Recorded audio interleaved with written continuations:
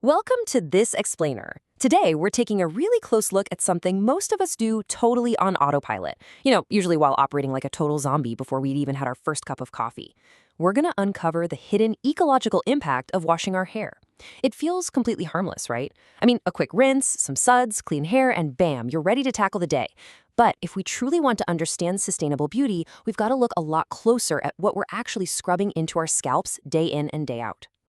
Think about it. What actually happens after the rinse? Every morning starts with a shower. But have you ever just stopped to wonder where all that lather actually goes once it disappears down the drain? We usually just assume it vanishes into thin air, right? Out of sight, out of mind. But as the conversations around green beauty really start to grow, consumers are waking up to a pretty harsh reality. And that is, what goes down your drain simply doesn't disappear. It definitely has a destination, and it absolutely has an impact. See, the real pollution might actually be hiding inside the bottle. When we talk about making our personal care routines more sustainable, plastic packaging usually gets all the attention. And yeah, for sure, plastic waste is a massive, undeniable problem. But while we rightfully worry about that plastic shell, the invisible threat actually lies within the chemical formulations we're using. The liquid itself is causing a type of pollution that's way harder to see, but literally just as important to address. So let's dive into Section 1, Beyond the Plastic Bottle. To fix this whole problem, we first kind of have to unlearn a few things the cosmetics industry has taught us. There's this huge myth out there that if it's sold in stores, it must be environmentally safe. We tend to think, hey, if I can buy it at the local store, it's got to be perfectly fine, right? But here's the reality check. Regulatory approval for consumer use absolutely does not mean an ingredient is harmless to aquatic ecosystems. Tons of chemicals are perfectly safe to put on human hair, but they still raise serious environmental concerns when they get washed into our waterways by the billions of gallons every single year. And then there's the whole natural ingredients myth. The idea that natural-sounding ingredients are always better. We really have to look beyond clever greenwashing labels and demand true ingredient transparency. The reality is, terms like herbal, botanical, or nature-inspired are just thrown around constantly as marketing buzzwords, and they usually hide a product's full chemical formulation. You could literally have a tiny little drop of aloe vera in a bottle that is otherwise jam-packed with harsh synthetic chemicals. So we've got to look past the buzzwords on the front and actually read that ingredient list on the back. Which brings us to Section 2. Where does shampoo go? Let's trace the journey of a single drop of shampoo from your shower directly into our global water systems. To give you an idea of the sheer scale of this issue, just look at this number, 45%. A recent study by the Cochin University of Science and Technology analyzed multiple personal care products sold in India. And what did they find?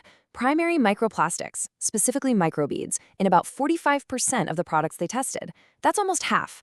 The researchers from the study actually argue that India should really consider regulating or banning these microbeads just because they contribute so significantly to primary microplastic pollution. Now, you might be thinking, wait, doesn't the local wastewater treatment plant just filter all those chemicals and microplastics right out? Well, unfortunately, no.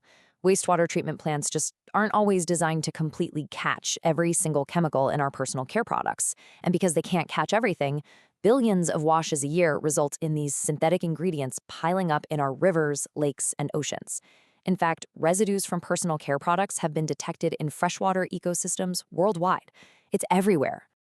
Okay, moving right along to Section 3, Ingredients to Watch Out For. So, there are 4 main culprits we really need to keep an eye on here. First up, sulfates, like SLS and SLES.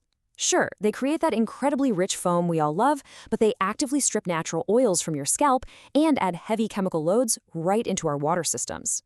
Next, silicones.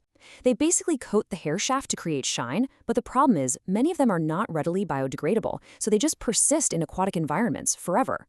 Then we have synthetic fragrances. This is often the sneakiest part of a label. A single scent can literally be a blend of dozens or even hundreds of chemicals that bioaccumulate in the environment and irritate sensitive skin. And finally, microplastics. These synthetic polymers physically pollute our oceans, our marine life, and yeah, even our drinking water.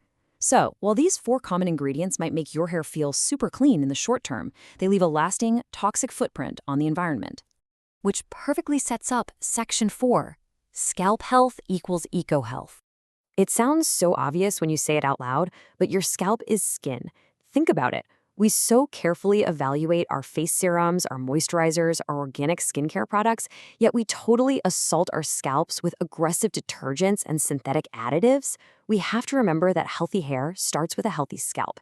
If a product is severely disrupting your scalp's natural barrier, causing dryness or itchiness or sensitivity, that's a giant red flag that the formulation is simply too harsh. And here is the massive light bulb moment. Formulations that are harsh on the scalp are so often harsh on the planet. The two things are deeply, deeply connected. Choosing ingredients that don't disrupt our skin barrier directly aligns with choosing biodegradable ingredients that don't disrupt aquatic life. It's a win-win. By seeking out gentler, naturally derived ingredients for your own personal comfort, you are simultaneously making a much, much more ecologically sound choice. All right, let's look at some real solutions in Section 5, choosing sustainable hair care. So how do we actually fix this problem? I mean, how do we make smarter purchasing decisions without needing a whole chemistry degree just to decipher the back of a shampoo bottle? Well, making your routine more sustainable doesn't require some massive lifestyle overhaul. Here are some really practical steps. First, read ingredient labels carefully. You gotta look past those flashy front label claims. Second, try to choose biodegradable formulations that are actually designed to break down safely in wastewater. Third, stop using so much product. Seriously, more lather does not mean a better clean. It literally just increases the chemical load going down the drain. Fourth, put your money where your values are and support transparent brands. And finally, prioritize a long-term scalp health over aggressive squeaky clean cleansing. These actionable steps completely empower you to shift towards sustainable beauty, focusing on gentle, naturally derived formulations that just wash away cleanly. The great news is that the beauty industry is evolving, and that's fueled heavily by consumers like us who are demanding environmental responsibility. Brands committed to cleaner formulations like timb are proving that we absolutely don't have to sacrifice performance for ecological responsibility. They're showing us firsthand that you can have products that align with modern expectations around ingredient quality without relying on unnecessarily harsh chemical systems. You can have really effective care and mindful formulations right in the exact same bottle. And this ultimately changes our whole perspective, doesn't it? As this quote says, a good shampoo isn't just the one that leaves your hair looking good, it's the one that leaves the smallest footprint behind. It totally redefines what a quote-unquote good beauty product actually is. Ultimately, sustainable hair care respects your hair, respects your skin, and respects the environment long, long after it goes down the drain. So I want to leave you with this final thought today. Is it time to reevaluate your shower shelf? Next time you step into the shower, take a good look at the bottles lined up on your shelf and ask yourself, what exactly are you washing down the drain, and is it maybe time to make a cleaner choice? Thank you so much for joining me on this explainer today. Keep asking questions, keep reading those ingredient labels, and make choices that serve both you and the planet.